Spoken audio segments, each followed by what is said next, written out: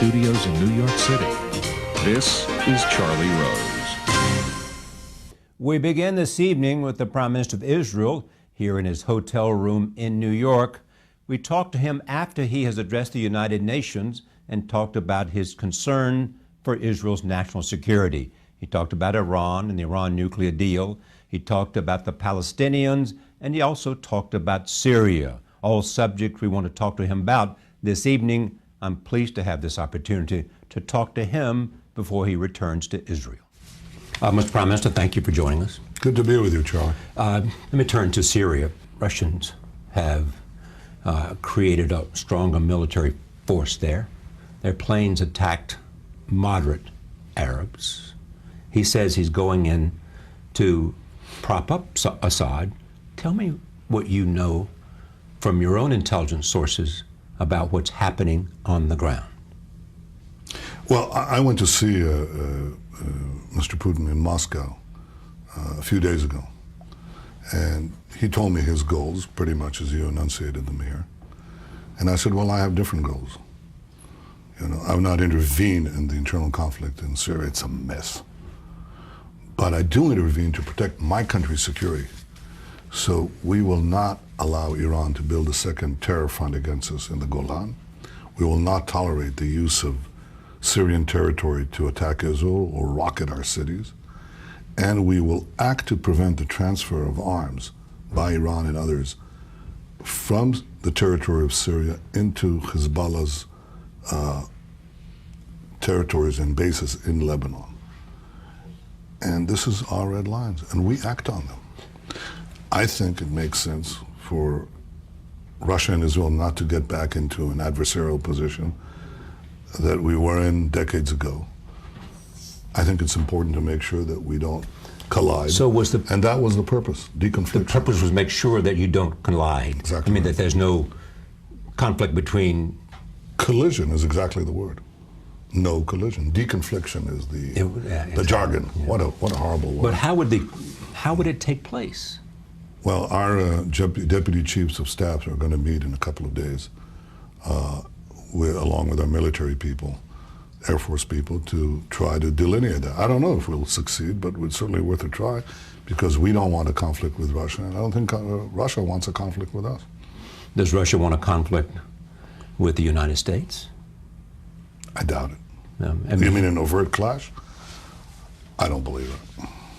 There's also this in this conflict. Russia has announced that they are sharing information with Iran, Iraq, and who else?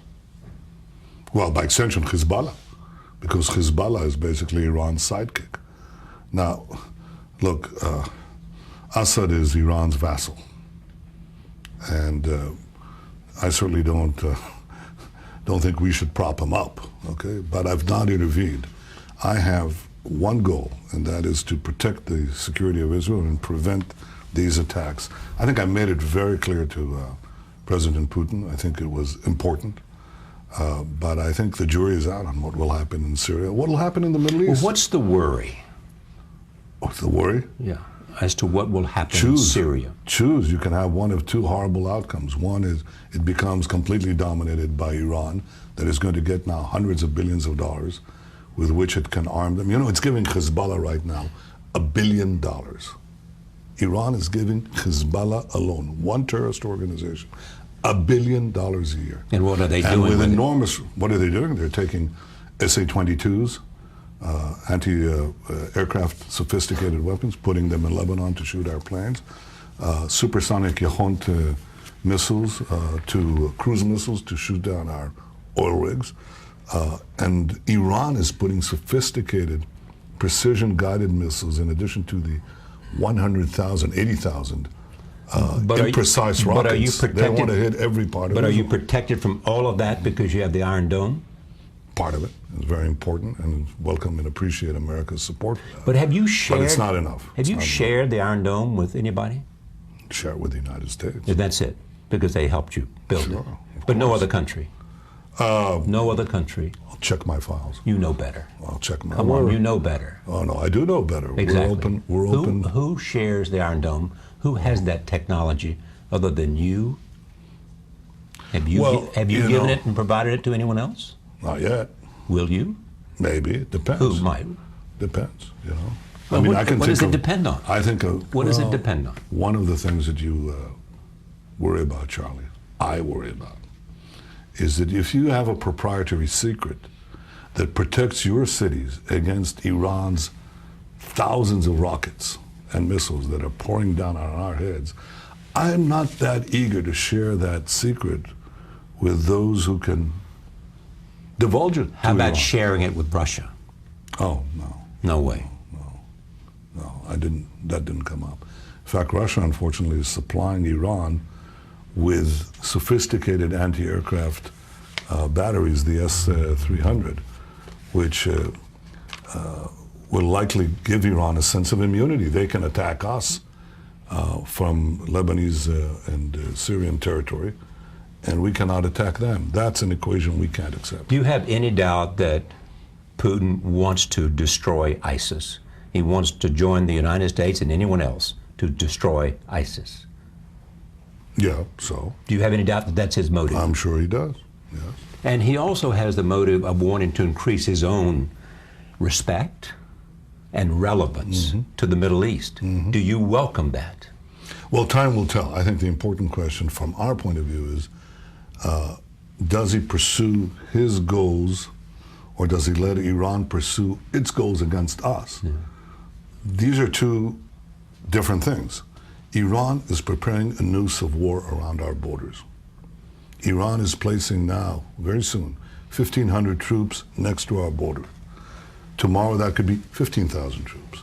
Iran openly declares its commitment to destroy the state of Israel. We're going to act in our defense. By so doing, we'll exercise our right of self-defense. But I think it's important, and was important for me, to try to make sure that we don't collide with Russia. And I don't think Russia wants to participate in those goals of Iran or Hezbollah. So it was very important to try to separate that, to parse it out. I hope we did. The United States would like to see Assad no longer the leader of Syria. They do not know who would they like to see replace him. They'd like to see negotiations. They would also like to include Iran and other neighbors in that process. Do you have any problem with that? Yes, I do, because I think Iran has been the source of Assad's power. They're propping up Assad. They're making a power grab there. They're making a power grab in Yemen. They're arming all our enemies everywhere. They're in Iraq. They're in Afghanistan. They're not your friend. They're your enemy. Yes, you made a deal with them, a nuclear deal. We disagreed about that. And it was a disagreement, as President Obama and I both said, in the family. But we don't disagree. Elliot Abrams said today. But we don't disagree. Elliot Abrams said today that Obama has a vendetta. That's what Elliot Abrams, a friend of Israel, said. But does he speak for the president? I don't think so. Okay. Does he reflect the belief of the Israeli Prime Minister? President Obama called me at the height of the debate on the nuclear deal with Iran. And he said, I'd like to talk to you about bolstering Israel's security. We can do it while the debate is going on or after it's concluded. And I said, well, let's do it after it's concluded. This is the day after. This morning I met with Secretary of State John Kerry, and we started talking about bolstering Israel's security in the face of new realities. That deal has to be, the first thing on that deal is simple. We have to make sure that Iran abides by its obligations. But the second thing is we have to make sure that we block Iran's aggression. And how do you want to do that? Strengthening Israel, number one. Providing it with the means to defend itself and deter Iran, but also address the larger regional aggression. Tell me how you would do it. I mean, what's your strategy to restrict the activities of Iran, the so-called behavior, which was not part of the nuclear deal? Well, number one, aggression seeks weakness. The stronger Israel is, the weaker the Iranian aggression against Israel. And Israel can be strengthened with defensive weapons, with other systems, to make sure that Iran knows that it will not succeed and it will pay a price. That's not only my view, it's the view of just about every Arab government in the region. And if you can't get them to say it publicly on Charlie Rose, take them to a side room and you'll hear them say it. What will they say? A massive, what will the Saudis and the Emirates and the Jordanians and whoever else you're referring to say in the side room to the Prime Minister of Israel? What will they say? Yes, what will they say? Some of them are saying. What will they say? What are you saying their private position is, not their public position? Well, I think they're also expressing themselves publicly about their concern with Iran's aggressive behavior. Now, here's what will happen.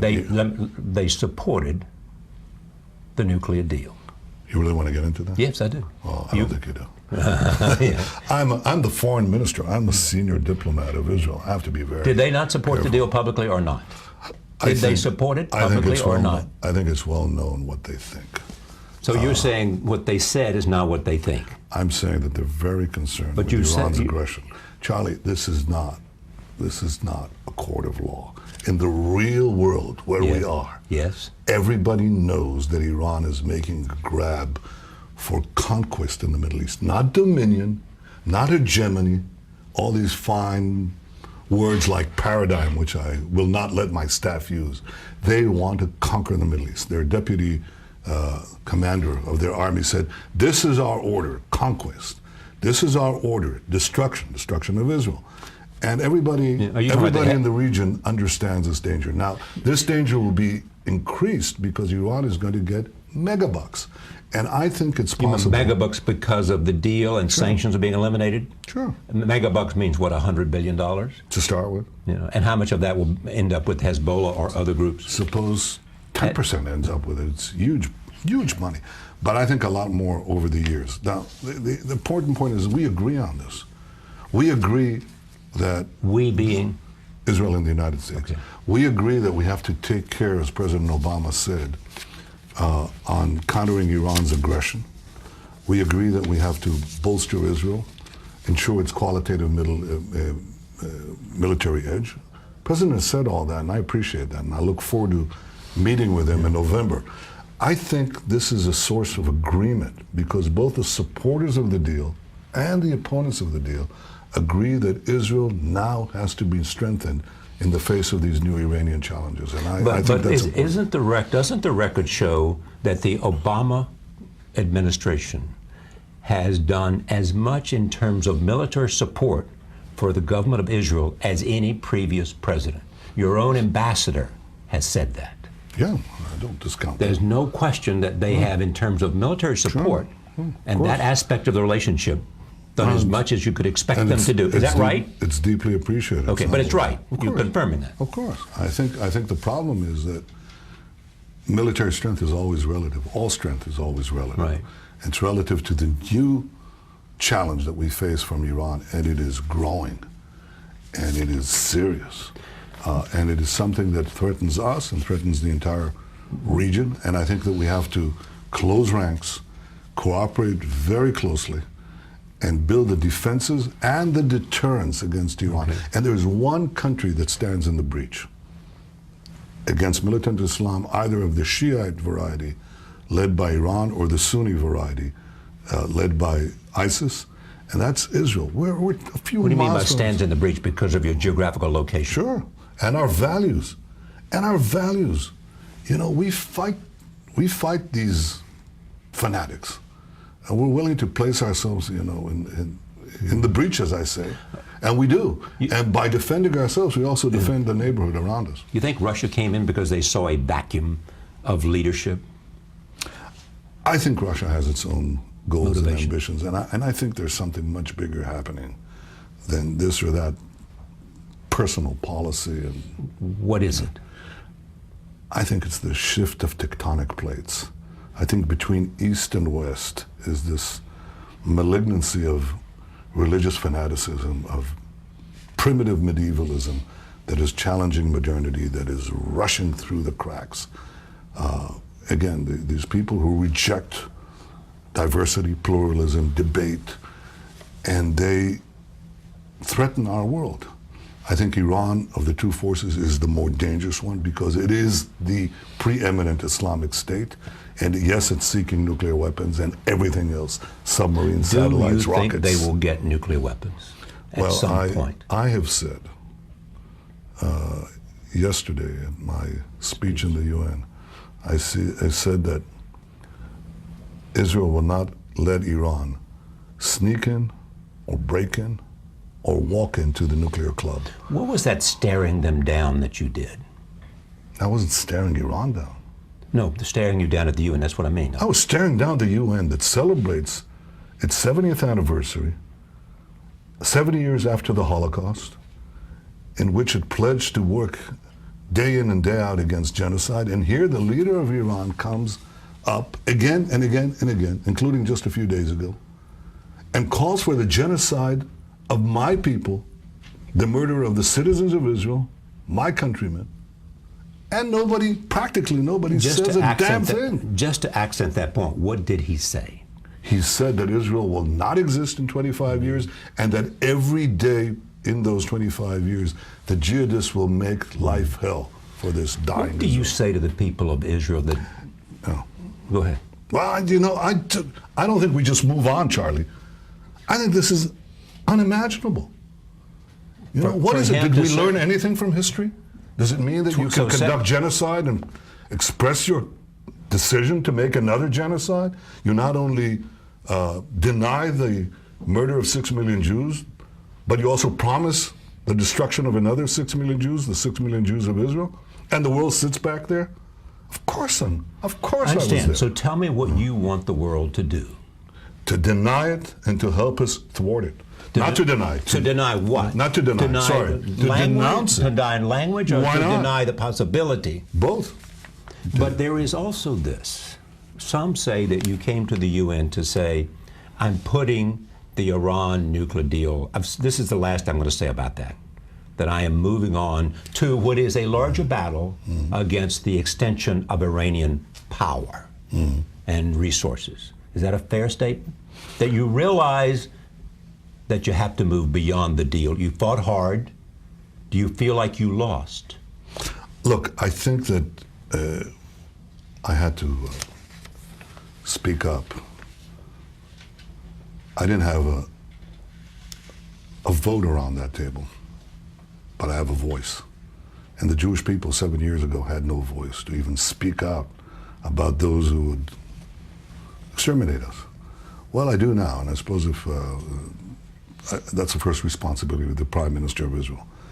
I think that what we have to do now, and this is what I'm focused on, is the future. Number one, keep Iran's feet to the fire and make sure they keep their obligations. Number two, defend against Iran's aggression in the region. Number three, tear down its global terror network, which includes terror cells in this hemisphere as well. Do you think that you didn't hear me? Terror cells in this hemisphere. No, I heard you say that. Right? But it's not just in this hemisphere. You think hemisphere. that's a spin, maybe? Or I'm not talking about concrete things? Iran is building terror cells in this hemisphere. Coincidentally, try to murder the Saudi Well, give me your best ambassador. example of that. I've given it to the relevant governments. Your best example where Iran has... try to murder the Saudi ambassador in Washington, that's a pretty good example.